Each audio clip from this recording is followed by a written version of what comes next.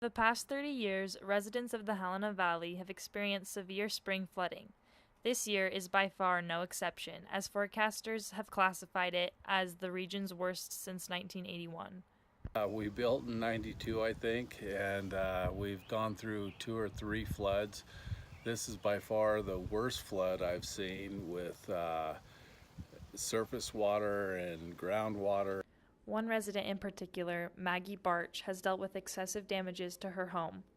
The damage to the basement is the furnace is out, it's gone. The hot water tank was no longer usable. So for the last few weeks, we have been going to a motel room once a week so we could just have a shower.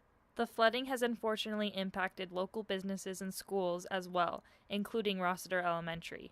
We recently talked to Rossiter 5th grader Charlie Snellman about the impact the flood had on the students. When it was your last day, did you know that you weren't ever going to be able to go back to Rossiter at school? No, I didn't know till like 2 or 3 days after, and I was kind of bummed, but then I found out that we got to go to Carroll College and eat there and play.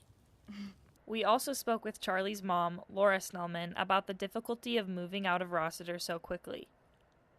It was such a quick notice for the teachers to pack up, and I think they had about 2 hours, and so it was a lot to have to pack up a whole classroom for the rest of the year.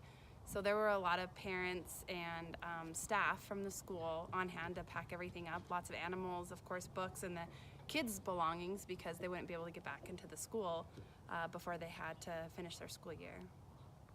The Rossiter community, including the Snellman family, were eager to help in the chaotic situation. The sandbagging was very difficult. We had like 7 loads of dirt. It was very high. It was a big high pile.